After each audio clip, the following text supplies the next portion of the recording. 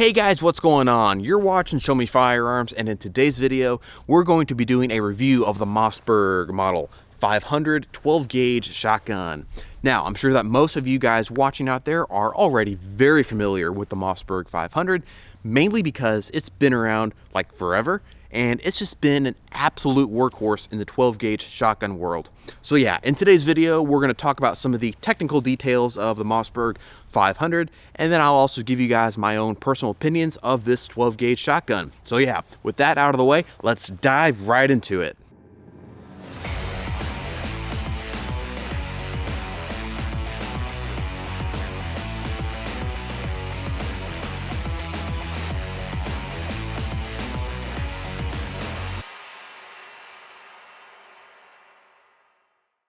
Alright, let's kick off today's review of the Model 500 with a little bit of technical information about this shotgun. Before we get into it though, we are dealing with a completely clear weapon. We're safe to go ahead and handle it. We'll start off at the rear and work our way forward. So at the rear, we have a very nice and comfortable recoil pad to help absorb that recoil from those big 3-inch shells that you can run through the Model 500. Very nice feature in my opinion.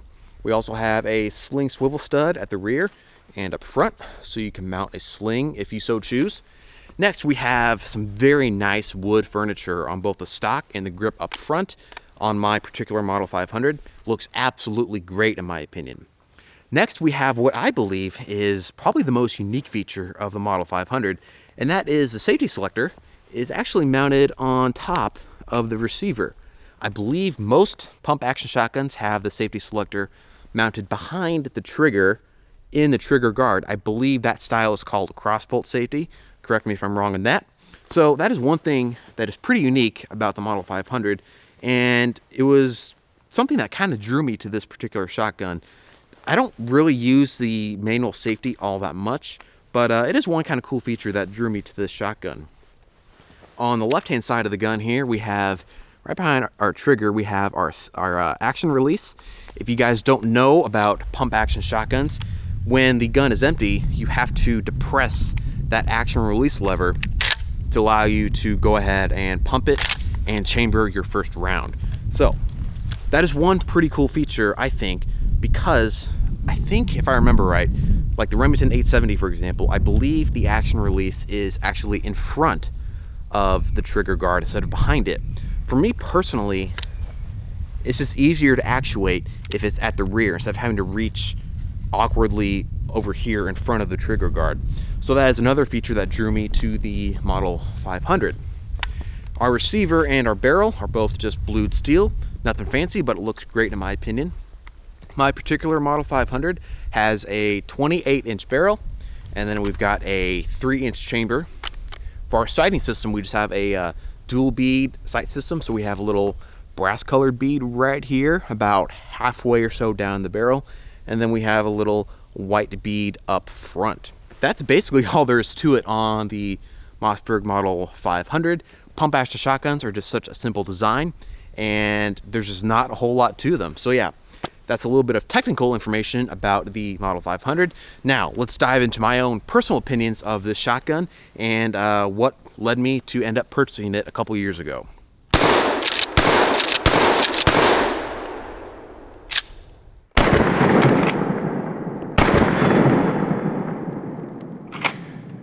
So I've had my Mossberg 500 for almost 3 years now, and I gotta say, I absolutely love it. It's just been an absolute workhorse for me. And when I went to the gun store about 3 years ago looking for a pump action 12 gauge shotgun, the decision for me came down to either the Mossberg 500 or the Remington 870. And I'm sure that's a decision that a lot of you guys have had to make down through the years when you're shopping for a pump action shotgun. Is, do I go with the Model 500 or the Remington 870? And I obviously went with the Mossberg 500, and there's a couple reasons for that. The main reason, now again, 870 owners, correct me if I'm wrong, but I believe on the 870, the action release is located in front of the trigger instead of behind the trigger like it is on the Mossberg 500. For me personally, it's easier to actuate that action release if it's behind the trigger versus in front. So that was one selling point for me that went to the Mossberg 500.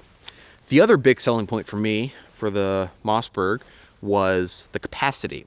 Again, 870 owners, correct me if I'm wrong, but I believe the Remington 870 has a capacity of 4+1, whereas the Mossberg 500 has a capacity of 5+1.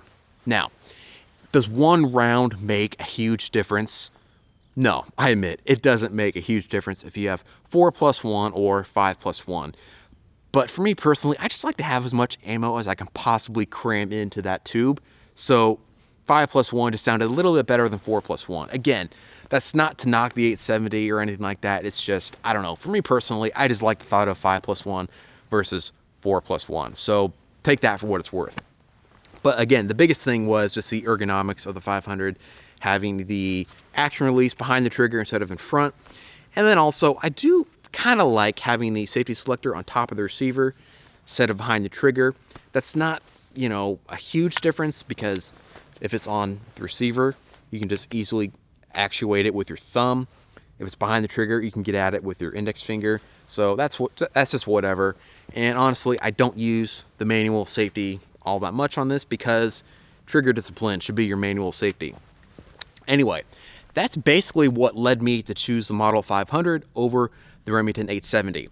Now, none of this is to say that I think the Remington 870 is inferior to the Mossberg 500. And I'll be honest with you, I stood in that gun store for probably a good hour debating between the Model 500 and the Remington 870. And that's not including all the research I did online in the days leading up to my purchase of the Mossberg 500. I sweated that decision out for a good long time, and I was still sweating it out at the gun store, and it just got to the point where I had to make a decision, and I decided to get the Mossberg 500.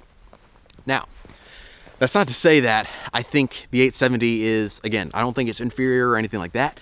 And honestly, I really want to get my hands on a Remington 870. Like, my next pump action shotgun, I can just about guarantee you, is going to be a Remington 870, because like the Model 500, the 870 has a reputation for reliability, durability, and it's just been an absolute workhorse down through the years, like the Model 500 here.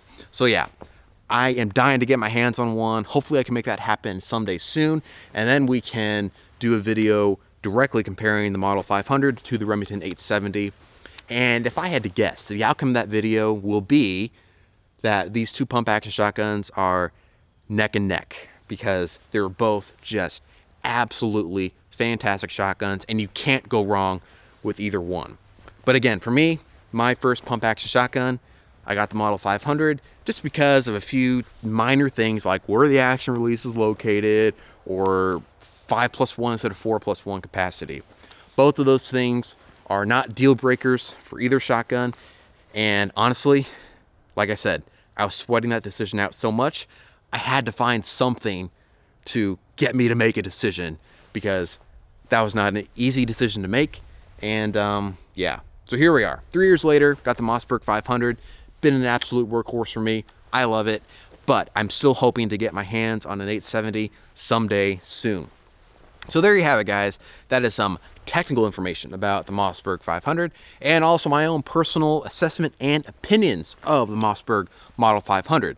Mossberg Model 500 owners, what do you guys think about this pump action shotgun? What do you like about it? What do you dislike about it? Let me know in the comments down below.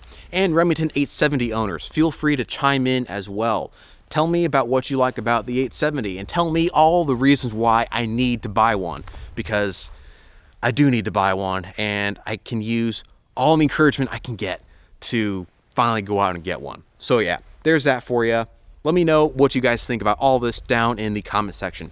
Thanks so much for watching. Show me firearms, guys. I appreciate you being here. And don't forget, until next time, show me them firearms.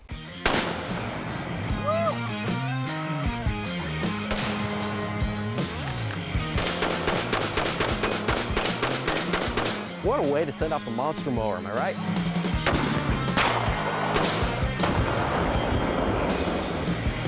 So much freedom!